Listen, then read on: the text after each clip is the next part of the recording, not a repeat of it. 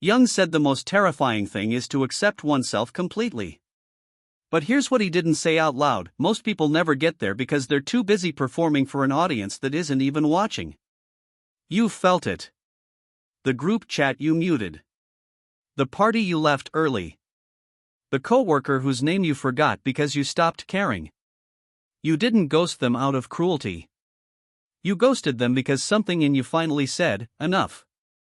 By the end of this video, you're going to understand exactly why some men pull back from social life, not because they're broken, depressed, or antisocial, but because they've reached a level of self-awareness that most people never touch. You'll know the psychological mechanism behind it, whether it's happening to you, and what to do with it. We live in an era that pathologizes solitude. Miss a few texts and suddenly you need therapy. Decline the office happy hour and you're closed off. But what if the real problem isn't the man who withdraws? What if it's a culture so addicted to noise that it can't tolerate anyone who doesn't need it? This matters right now because men between 25 and 54 are quietly disappearing from social spaces at record rates, and nobody's asking the right question: what are they moving toward, not just what they're running from? The social ghost isn't avoiding people, he's conducting a cost-benefit analysis that most people are too unconscious to run. Schopenhauer spent the last 27 years of his life in Frankfurt, dining alone, walking his poodle, writing.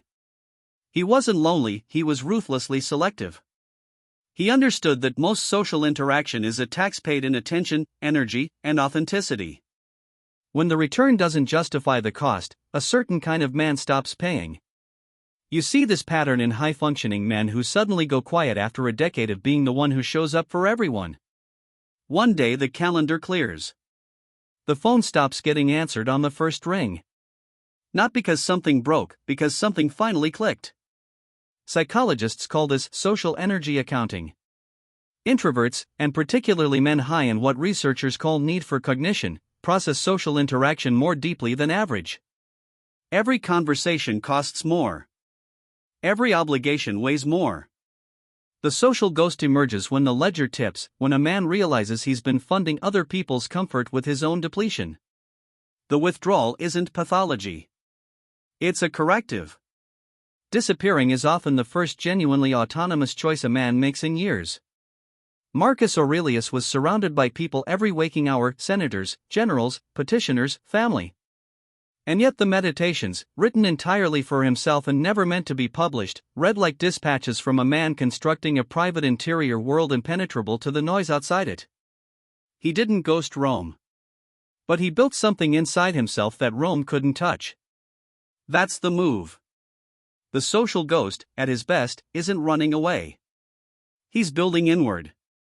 Erik Erikson's stages of development describe a phase he called generativity versus stagnation, roughly ages 35 to 65, where a man either deepens into who he actually is or performs a life that fits other people's expectations. The social withdrawal that looks alarming from the outside is often the internal restructuring that makes genuine depth possible. The man goes quiet because he's finally doing real work on himself. Silence is the sound of that construction.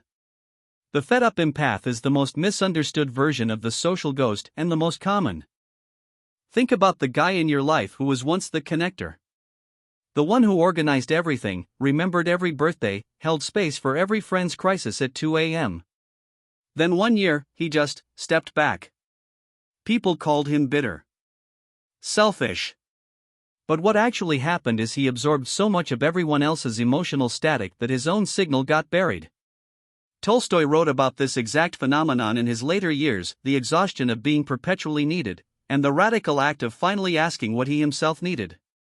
Research on empathic overextension shows that highly empathic individuals who don't set firm social limits show elevated cortisol, disrupted sleep, and significantly higher rates of burnout than low-empathy individuals in identical social environments. The sensitive man doesn't ghost people because he stopped caring. He ghosts them because he cared so much, for so long, without reciprocity, that his nervous system demanded a hard stop. The ghost phase is a biological necessity dressed up as a personality change. Social ghosting, done consciously, is one of the clearest signals of rising self-respect. Epictetus, a former slave who became one of the most influential Stoic philosophers in history, taught that the only thing you truly own is your response to the world. Not your reputation. not other people's opinions of you. Your response. When a man starts ghosting social obligations that drain him without feeding him, he's making an Epictetan choice. I will stop spending the one currency I actually own, my attention, on things that return nothing. That's not coldness. That's sovereignty. Cognitive behavioral psychology identifies a pattern called fawn response, a trauma-adjacent behavior where people over-accommodate others to avoid conflict or rejection. Many men who were socialized to be agreeable, available, and low-maintenance spend years in fawn mode without knowing it. The social withdrawal phase is often the moment the fawn response breaks down and authentic preference starts to emerge. The ghost isn't antisocial. He's finally social on his own terms. The danger isn't in withdrawing, it's in withdrawing without intention. Kierkegaard described 3 stages of existence: the aesthetic, the ethical, and the religious, his word for the deeply personal and self-authored.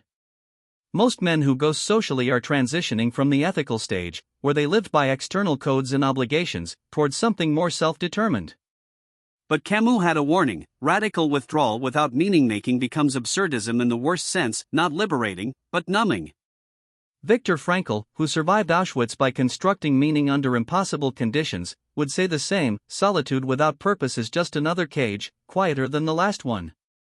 The psychological literature on voluntary solitude, distinguished from loneliness by the presence of choice and purpose, shows measurably different outcomes. Men who withdraw with intention, who read, build, create, reflect, or pursue mastery in isolation, show increases in reported life satisfaction and identity clarity over 12 to 18 months. Men who withdraw reactively, without replacing the social structure with something internally generative, show the opposite. The difference is not how much you withdraw. It's what you do with the space. Here's what we covered. 1. The social ghost isn't broken, he's running an energy audit that most people lack the self-awareness to conduct. 2. The withdrawal is often the first genuinely autonomous act in years, the beginning of depth rather than the end of connection. 3. The only thing that separates healthy solitude from stagnation is intention. Pulling back without purpose is just a different kind of noise. Pulling back to build something, that's the move. If this hit differently than your usual content, that's by design. This channel exists for men who are done with surface-level answers. We drop one every Tuesday and Friday. Subscribe, and we'll see you in the next one.